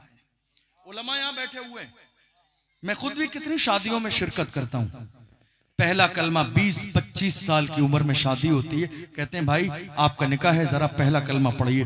पहला कलमा याद नहीं निकलता है। हमारे जवानों को गुस्ल का तरीका मालूम नहीं, हमारे जवानों को सुन्नत के मुताबिक इस्तिंजे का तरीका मालूम नहीं, हमारे जवान आज तक सफर करते हैं उन्हें मालूम नहीं कसर नमाज किस अंदाज में पढ़ी जाती है, हमारे जवानों को आज तक की मालूम नहीं नमाज के फराइज और वाजिबात क्या हैं, हमारे जवानों को 30 साल बल्कि बुजुर्गों की उम्र 60-70 साल की हो गई, मगर वितर की नमाज में दुआए कुनूत किस अंदाज में पढ़ते हैं और दुआए कुनूत कितनी है और कैसी है हमारे लोगों को याद नहीं। मैं यही तो कहता हूं, तुमने 50 साल की जिंदगी गुजारी, गौर तो करो आखिर क्या किया। क्या तुम्हारी जिंदगी सिर्फ दुनिया के रिश्तों के लिए थी? क्या तुमने मदीने वाले मुस्तफा से रिश्ता नहीं किया? तुमने जब मदीने वाले मुस्तफा से रिश्ता किया है तो जमाने के सामने अलल ऐलान ये करो, हम जब तक जिंदा हैं मेरे आका का जो फरमान है इंशाअल्लाह जब तक जिंदा हैं उस पर अमल भी करेंगे, और जब दुनिया से जाएंगे तो हमारे मरने पर दुनिया पुकार के कहेगी जमीन मैली नहीं होती, जमन मैला नहीं होता, मोहम्मद के गुलामों का कफन मैला नहीं होता। जवानों से कहता हूं, जवानों इस जलसे से पैगाम लेकर जाओ, आखिरी जुमला, इस जलसे से ये पैगाम लेकर जाओ। अल्लाह के रसूल का फरमान है, एक बहुत बड़ी बीमारी, एक बहुत बड़ी मुसीबत इस वक्त में जो हमारे मुल्क में फैली हुई है वो है जवानों का अपने घर में बूढ़े माँ बाप पर जुल्म, जिसके लिए कई जगह जलसों में हम लोगों से मिलते हैं। एक बुजुर्ग से पूछा, थोड़े से दिन पहले की बात है, एक बुजुर्ग से पूछा खैरियत है? बस इतना जुमला का खैरियत से। 60-70 साल के बुजुर्ग की आंख से आंसू निकल गए, धार बन गई। कहा हजरत खैरियत क्या पूछते हो? बड़ी मिन्नत मुरादों से एक बेटा मेरे घर में पैदा हुआ, बीमार रहता था, कोई दरगाह न छोड़ी अपने इलाके की जहां लेके न गया, अजमेर लेके गया, मिन्नत और मुरादें मांगी, मैंने न जाने क्या क्या कर दिया, पूरी जिंदगी जमीन जायदाद जिस पर कुर्बान कर दी कि मेरा बेटा सलामत रहे। जवान हुआ, आज उसका हाल ये है, 20-22 साल का जवान बेटा है। कोई बात कहता हूँ डांटता है मुझे, कुछ कहता हूँ चिल्लाता है मुझे, कुछ कहता हूँ कभी कभी तो उसका लहजा इतना तल्ख हो जाता है कि मेरा पूरा गुरूर खाक में मिल जाता है। 18 साल का जवान बेटा जिसका हो, वो बाप जाके बिस्तर में सर्दी के जमाने में लिहाफ कंबल ओढ़कर बिस्तर में रोई, उस बेटे की जिंदगी पर लानत जिसने अपने लहजे को इतना तल्ख कर लिया कि बूढ़ा बाप रो रहा है। औलाद रुलाने के लिए नहीं होती है, औलाद तो फख्र के लिए होती है। जिसका 18 साल का जवान बेटा हो, वो बाप जाके लिहाफ में कंबल में लेट कर रोए, उस बेटे के लिए लानत है। नहीं, औलाद इसलिए नहीं होती है, औलाद तो फख्र के लिए होती है। औलाद ऐसा काम करती है कि पूरा 70 साल का बाप कहता है, ऐ लोगों खबरदार खबरदार, मेरी तरफ बुरी नजर न उठाना, इसलिए कि मेरा बेटा जवान है, मेरा बेटा सलामत है। अगर तुमने बुरी नजर मेरी तरफ उठाई तो मेरा बेटा तुम्हें चैन से जीने नहीं देगा। औलाद फख्र के लिए होती है। मैं हाथ जोड़ के जवानों से कहता हूं, आप में से अपने माँ बाप से जिसका रिश्ता खराब हो चुका हो, तुमने कभी गाली दी हो, जाके माफी मांग लेना। सताया हो, जाके माफी मांग लेना। तेज आवाज में बात की हो, जाके माफी मांग लेना। कभी दिल दुखाया हो, जाके माफी मांग लेना। तुमने उनसे रिश्ते खत्म कर दिए हो, हमारा तुमसे कोई लेना देना नहीं।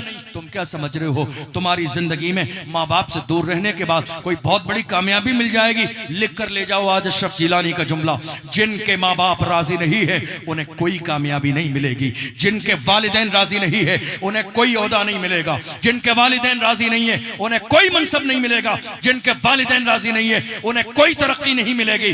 दिन ब दिन जलील और रुस्वा होते जाएंगे। मैं नहीं कहता हूं, अल्लाह के रसूल का फरमान है। मेरे आका इरशाद फरमाते हैं, रिज़ल रब्ब फी रिज़ल वालिदैन व सख्तुर रब्ब फी सख्तिल वालिदैन। मेरे आका इरशाद फरमाते हैं, जिसके माँ बाप राजी नहीं है अल्लाह भी उससे राजी नहीं है, और जिसके माँ बाप राजी है अल्लाह और उसका रसूल भी उससे राजी है। तुम चाहते हो कि रब तुमसे राजी हो जाए, बूढ़ी माँ को राजी करो। रब राजी हो जाए, बूढ़े बाप को राजी करो। और अगर तुम जो है ये चाहते हो कि नहीं साहब, माँ बाप को छोड़कर हम कामयाबी हासिल कर लेंगे, माँ बाप ने हमारे लिए किया ही क्या है। मुझे एक हदीस याद आई, एक शख्स जवान कमाने के काबिल हुआ, पैसे कमाने लगा, घर में आके जब वो अपने कपड़े टांग देता, बूढ़े बाप उसके कपड़ों में से कुछ पैसे निकालते और खर्चे में ले लेते। उस शख्स ने आके मेरे आका की बारगाह में शिकायत की। इमाम गजाली ने मुकाशफतुल कुलूब के अंदर जहां वालिदैन का बाप बयान किया है वहां यह हदीस मौजूद है। उसने आके रसूलुल्लाह की बारगाह में शिकायत की, का कमाता मैं हूं, मेहनत मैं करता हूं, मजदूरी मैं करता हूं, मगर मेरे बाप मेरे पैसे अपनी मर्जी से ले लेते हैं और जाके खर्च कर देते हैं। मेरे आका ने इरशाद फरमाया, जा घर जा, बूढ़े बाप को बुला के ला। वो गया दौड़ता हुआ। उसके जहन में शायद ये ख्याल आया होगा, अल्लाह के रसूल सल्लल्लाहु अलैहि वसल्लम मेरे बाप को बुलाएंगे और बुलाकर डांटेंगे। मगर जब वालिद आ गए तो वालिद से मेरे आका ने इरशाद फरमाया, तुम पैसे निकालते हो? कहा या रसूलल्लाह, बूढ़ा हूं, अब मेरी हड्डियों में कमाने की सलाहियत नहीं है, बूढ़ा हूं, मैंने इसे पाल के जवान किया। मेरे आका ने मुस्कुरा के उस जवान की तरफ देखा और कहा, ओ नादान इंसान, तू भी इस बाप का है और तेरा पैसा भी इस बाप का है, तेरी दौलत भी इस बाप की है। ये जब चाहे जितने चाहे तेरी दौलत में ले सकता है। तन्हा तेरी दौलत इसकी नहीं है, तू जितना 6 फीट का जवान खड़ा है तू भी तो इस बूढ़े बाप का है। तू हिसाब लगाता है, जिन्होंने तुझे जिंदगी भर बेहिसाब दिया है, तू हिसाब लगाता है। तू पूरी जिंदगी लगा के इनको राजी करने की कोशिश कर ले, मगर याद रख कभी भी इनका जो हक है वो अदा न कर सकेगा। जवानों, हाथ जोड़ के कहता हूं, ये पैगाम लेकर जाओ। तुम ये चाहते हो पीर साहब की दुआ तुम्हारा मुकद्दर बदल दे, कभी ऐसा नहीं होगा। मस्जिद के इमाम की दुआ तुम्हारे लिए फायदेमंद साबित हो सकती है, आने वाले मेहमान की दुआ तुम्हारे लिए फायदेमंद साबित हो सकती है, लेकिन हालात तभी बदलेंगे जब तुम्हारे लिए बूढ़ी माँ हाथ उठा के अल्लाह की बारगाह में दुआ करेगी। आप जानते हो, मैंने सैयद शबाहत मियां साहब क़िबला से एक बात पूछी थी थोड़े से दिन पहले। ये राजो नियाज की बातें हैं, लेकिन मौजू है तो इसलिए बता रहा हूं ताकि शायद किसी जवान के दिल पर ये मेरी बात असर कर जाए। मैंने सैयद शबाहत मियां साहब से कहा, मैंने कहा सैयद साहब ये बताइए, मोहम्मद अली फैजी साहब की कामयाबी का राज क्या है? पूरे मुल्क में पुकार यही है, मोहम्मद अली फैजी की तारीख मिल जाए। क्या बात है, उस शख्स की मकबूलियत का राज क्या है? उन्होंने मुझे कहा, अरे मुफ्ती अशरफ जिलानी साहब, उस बंदे की कामयाबी का राज सिर्फ अपनी वालिदा की फर्मा बरदारी है। वो कहती हैं दिन है तो दिन है, वो कहती हैं रात है तो रात है, वो कहती हैं ऐसा है तो ऐसा है, वो कहती हैं वैसा है तो वैसा है। जिसने एक जुमला भी आज तक अपने होशो हवास में अपनी वालिदा की नाफरमानी न की, कभी ऊंचे लहजे में उनसे एक बात न की, जो उन्होंने कह दिया वही हरफ आखिर है और वही आखिरी जुमला है। सैयद साहब ने कहा, मोहम्मद अली फैजी की मकबूलियत का और कामयाबी का राज उसकी माँ की इताअत और फर्माबरदारी है। याद रखो, याद रखो, इंसान हीरो एक्टिंग से नहीं बनता है, हीरो माँ की दुआ से बनता है। मैं हीरो फिल्म इंडस्ट्री का नहीं कह रहा हूं, हीरो कहते हैं जिसको अल्लाह इज्जत दे, जिसे मकाम दे, जिसे मर्तबा दे। तुम तमाम औलिया इकराम की तारीख पढ़ के देख लो, गौसे आजम के इस मकाम के पीछे माँ की दुआएं हैं, गरीब नवाज के मकाम के पीछे माँ की दुआएं हैं, महबूब इलाही की जो है मकाम के पीछे वालिदा की दुआएं हैं, मुजद्दिद अल-फिसानी के पीछे उनकी माँ की दुआएं हैं, मखदूम अशरफ जहांगीर समनानी के इस मकाम के पीछे माँ की दुआएं हैं। जब तक माँ राजी न हो उस बंदे को मकाम और मर्तबा दिया ही नहीं जाता। मकाम और मर्तबा नहीं मिलता है जब बंदा राजी न हो। आज हमारे बहुत सारे जवान, कुछ शादी से पहले 20,000 उनकी सैलरी है। आप पे मेरी बात बार तो नहीं गुजर रही, मुश्किल तो नहीं लग रही, समझ आ रही? बस 5-7 मिनट और लूंगा। एक अच्छी बात जहन में आ गई, मैंने सोचा साल में एक जलसा होता है आप तक पहुंचा दूं। आप याद रखना ये बात, जिनकी सैलरी 15,000 है वो ला के माँ के हाथ में सिर्फ 2,000 रुपए देते हैं एक महीने के राशन के लिए। और बूढ़ी माएं महीने में दोबारा 20 दिन के बाद अगर कुछ मांग लें तो बंदा बैठकर 1-1 रुपए का हिसाब लेता है। मैंने महीने पहले तुम्हें ये दिए थे, बताओ तो जरा कहां कहां खर्च किए।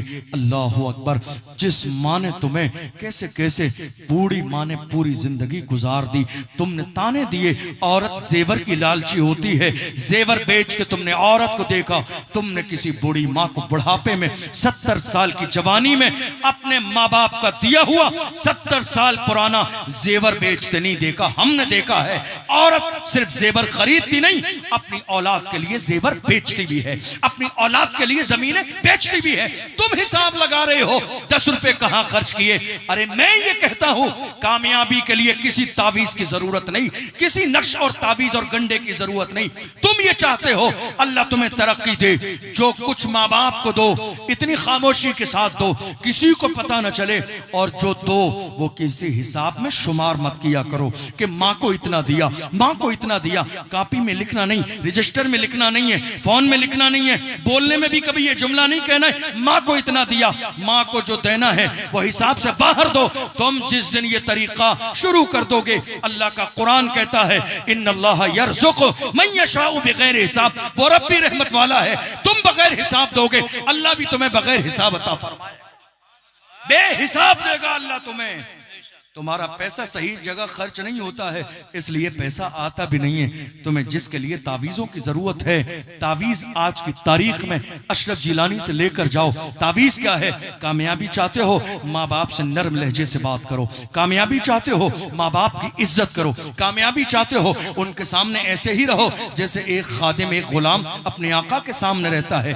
इज्जत और कामयाबी चाहते हो, तुम्हारी आवाज इतनी हल्की हो कि जैसे एक खादिम की आवाज एक आका के सामने होती है। तुम ये चाहते हो अल्लाह तुम्हें कामयाबी दे, माँ बाप को इतना दो कि कभी उन्हें तुम्हारे सामने हाथ फैलाने की नौबत नहीं आए।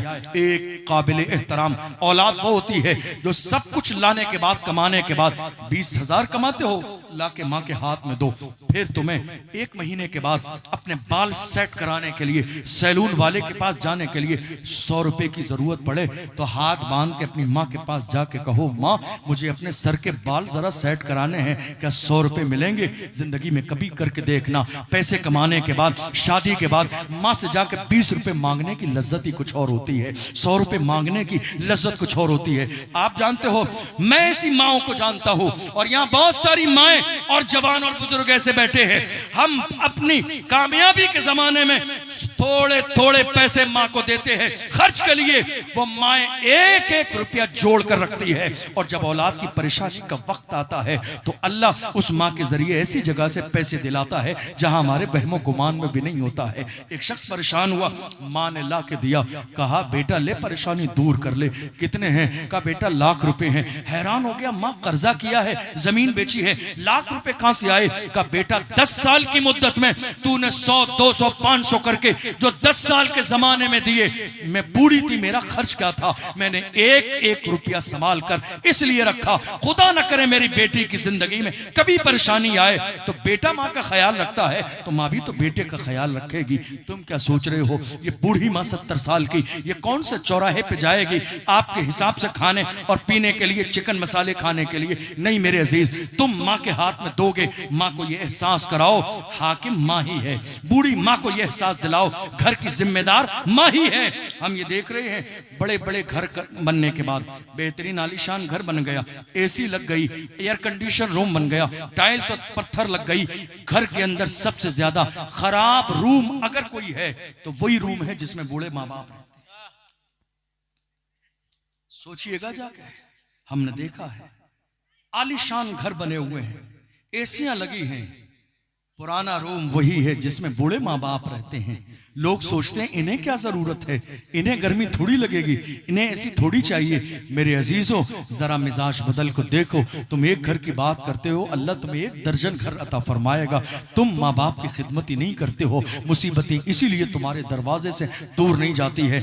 घर में सबसे आलीशान कमरा जो तुम्हारे पास हो, बूढ़े माँ बाप को वो दो, ताकि जब कोई तुम्हारे घर में दाखिल हो तो फख्र करे कि यार इसके घर में माँ बाप की इज्जत ऐसे की जाती है जैसे किसी आका की इज्जत उसके गुलाम और खादिम करते हैं। हमने कितनी जगह देखा, कई जगह एक माँ का इंतकाल हुआ, जनाजा रखा हुआ है, लोग बहुत दूर रहते हैं, कोई हैदराबाद है, कोई बेंगलोर है, मोहल्ले वालों रिश्तेदारों ने आके मशवरा दिया का 2 दिन गर्मी का जमाना है, 42 डिग्री गर्मी है, का ऐसा करो 2 दिन तक रख लो इसकी लाश को। ट्रेन से बेटे ने सफर शुरू कर दिया है, आएगा तब जनाजे की नमाज हो जाएगी, चेहरा देख लेगा, दफन कर देना। हमने हाथ जोड़ के कहा 1 घंटा भी इंतजार न किया जाएगा, बर्फ की सिल्ली लगा के तुम जिस माँ के जिस्म को 2 दिन रखना चाहते हो चेहरा दिखाने के लिए, चेहरा दिखाने के लिए। अरे जब जिंदा थी उस जालिम ने कभी जिंदा पे इसका चेहरा न देखा, मरने के बाद चेहरा देखेगा तो क्या करेगा। वो जिंदा थी तो उसने सलाम न किया, वो जिंदा थी तो बात न की, वो जिंदा थी तो कभी करीब आके न बैठा, वो माँ जिंदा थी तो उसने कभी जर्रे के बराबर एहसास न किया, वो जिंदा थी कभी 100 रुपए दवाई के लिए न दिए। आज मरने के बाद कहते हो चेहरा देख लेगा, चेहरा देख लेगा तो क्या हो जाएगा। जिंदा पे चेहरा देखता तो मेरे आका इरशाद फरमाते हैं जो मोहब्बत से माँ का एक बार चेहरा देखेगा अल्लाह उसे एक मकबूल हज का सवाब अता फरमाए। सुभान अल्लाह। मरने के बाद चेहरा क्या होगा। आज बहुत सारे लोग मरने के बाद 5000 लोगों की 40वें की नियाज दावत दी जा रही है और दावत में भी अब सियासत होने लगी, वीडियोग्राफी हो रही है 40वें की। बाज़ाब्ता फातिहा के अंदर नेता बुलाए जा रहे हैं इस अंदाज में। हमने कई लोगों से पूछा माँ के 40वें के नाम पर 2000 लोगों की दावत क्या है। बोले हजरत ये सवाब के लिए है। हमने कहा ये सवाब के लिए नहीं है, ये समाज के लिए है। सवाब के लिए नहीं है, ये समाज के लिए है, ये दिखावे के लिए है। जिंदा थी तो तुमने खाना न खिलाया, दवाई न दिलाई, सलाम न किया, तुमने अपना चूल्हा अलग कर लिया, घर छोड़ के चले गए, तुमने ताने दिए, जुल्म किया, गलत लहजे में बात की, वो बूढ़ी माँ सिसकती दुनिया से चली गई। आज कहते हो माँ के लिए साली सवाब करने। नहीं मेरे अजीज झूठ न बोलो। अल्लाह के रसूल सल्लल्लाहु अलैहि वसल्लम से पूछा गया या रसूल अल्लाह मन अहक्कुन नास बेहुस्न सोहबती। या रसूल अल्लाह मेरे आका से पूछा गया या रसूल अल्लाह सबसे ज्यादा मेरी बेहतर सोहबत का हकदार कौन है। आपकी जबान में कह लीजिए मेरी जिंदगी में पहले नंबर पर कौन है। लोग आज यही तो कहते हैं अरे साहब शादी हो गई है, बीवी को भी देखना पड़ता है। तुम्हारी शादी हो गई है, बीवी को देखना पड़ता है। मेरे आका ने 11 निकाह फरमाए। कितने? 11 निकाह मुस्तफा जाने रहमत ने फरमाए। लेकिन एक दिन ऐसा भी हुआ कि हजरत हलीमा सादिया जायराना के इलाके में मोहम्मद अरबी की बारगाह में आई है तो मेरे नबी इस्तकबाल में उठ के खड़े हो गए हैं। कौन? हलीमा सादिया, जिन्होंने बचपन के जमाने में दूध पिलाया। 11 निकाह करने वाले पैगंबर। तुम कहते हो बीवी है, शादी हो गई है, हुकूक कैसे अदा करूं। रसूलुल्लाह के घर में 11 बीवियां हैं निकाह के अंदर, अल्लाह अकबर। मगर रसूलुल्लाह को दूध पिलाने वाली माँ हलीमा सादिया आती है। मेरे आका ने जमीन पर अपना रुमाल बिछाया, बिठा दिया, कुछ कहना चाहती थी, अपना कानून के करीब किया। जब जाने लगी मेरे नबी उठ के खड़े हो गए। लोगों ने कहा जाने के बाद या रसूलल्लाह बूढ़ी औरत कौन थी जिनका इतना एहतराम किया गया। मेरे आका ने फरमाया मुझे बचपन में दूध पिलाने वाली माँ हलीमा सादिया। इस्लाम सिर्फ नारों का नाम नहीं है, इस्लाम प्रैक्टिकल मजहब है। इसलिए ये अहद करके जाइए, इज्जत चाहते हो बदलो अपने आप को, मकाम चाहते हो। बहुत सारे लोग आते हैं, एग्जाम होने वाला होता है ना, इंटर का एग्जाम है, बीए का एग्जाम है, पेन लेकर आते हैं, हजरत जरा इन पेन पर फूंक दीजिए कामयाबी मिलेगी। मैं कहता हूँ कितना बेवकूफ इंसान है ना, पेन पर फूंक कर कामयाबी मिलेगी है? पीर साहब के कदमों में फूल बिछा के कामयाबी मिलेगी। सबसे बड़ा पीर हमारे घर में हमारी बूढ़ी माँ है। सबसे बड़ा पीर हमारे घर में हमारा बूढ़ा बाप है, जिसने उंगली पकड़ के चलना सिखाया। घर में उसका एहतराम नहीं। जिस बूढ़ी माँ ने 9 महीने हमें जवानी के दौर में पेट में रखा, जिसने 2 साल दूध पिलाया, जिसने सर्दी के जमाने में तुम्हारे पेशाब करने के बाद सीने की गर्मी तुम्हें दी, खुद तुम्हारे पेशाब पर बाज़ाब्ता लेटी रही। आज बुढ़ापे में जाने के बाद तुम कहते हो माँ बाप ने तुम्हारे लिए क्या किया है। बदलो अपने इस जुमले को, बदलो अपने अंदाज को। माँ है तो तुम हो, माँ नहीं है तो तुम नहीं हो। तुम्हें अंदाजा भी नहीं है, तुम क्या सोचते हो, तुम्हारी हैसियत क्या है। पैगंबर हजरत मूसा कलीमुल्लाह से खुदा ने कहा था जब उनकी माँ का इंतकाल हुआ, फरमाया मूसा कोहे तूर पर आ रहे हो, संभल कर आना। अल्लाह अकबर। कहते हैं मेरे मौला मैं पहली बार कोहे तूर पर नहीं आ रहा हूँ, तूने कितनी बार मुझे नवाजा है, कोहे तूर पर बुलाया है। आज अचानक तेरी तरफ से वही नाजिल की जाती है, मूसा पहाड़ पे आ रहे हो, कोहे तूर पर संभल के आना। कहा बात यह है आज से पहले तुम जब कोहे तूर पे निकलते थे तो तुम्हारे घर में बूढ़ी माँ मौजूद थी। तुम निकलते थे, वो दामन फैला के तुम्हारे लिए दुआ करती थी, मेरे मौला मेरे बेटे को सलामती के साथ लेके जाना, सलामती के साथ वापस लाना। मगर अब माँ का इंतकाल हो गया है, अब पीछे दुआ करने वाली माँ नहीं है। ऐ मूसा अब जमीन पर कदम संभल के रखना। किसके लिए कहा गया? ये हमारे लिए, तालीम उम्मत के लिए, हमें सिखाने के लिए कि तुम माँ बाप का एहतराम समझो। हमने बड़े बड़े सूरमा देखे हैं, आज रोते हैं मरने के बाद, जाते हैं कब्रिस्तान में माँ के पैती पे खड़े होकर रो रहे हैं। किसके लिए? माँ की खिदमत न कर सके, माँ की खिदमत न कर सके। ये ऐसी नेमत है। इस्लाम में 4 शादियां हैं, एक बीवी का इंतकाल हो जाए, दूसरा ऑप्शन है, 4 ऑप्शन दिए गए, माँ एक ही होती है, बाप एक ही होता है। ये ऐसी नेमत है, एक बार अगर महरूम कर दिया जाए तो जिंदगी में दोबारा कभी ये नेमत मिलती नहीं है। हमने बड़े बड़े सूरमा देख लिए, जलील होते हुए, रुसवा होते हुए। उनसे पूछा क्या बात है तुम्हारी जिल्लत और रुसवाई? कहा बात सिर्फ इतनी है, माँ जिंदा थी तो हमने माँ की नाकदरी की थी, माँ दुनिया से गई, हमसे राजी होके ना गई। आज हम सब कुछ करते हैं मगर जिंदगी में सुकून और चैन नहीं है। मैं इसलिए जवानों से कहता हूं, जवानों जिंदगी में सुकून और करार चाहते हो, बदलो अपने अंदाज और मिजाज को, जाके माँ बाप से माफी मांग लो। अल्लाह ने माओ का दिल बहुत बड़ा किया है।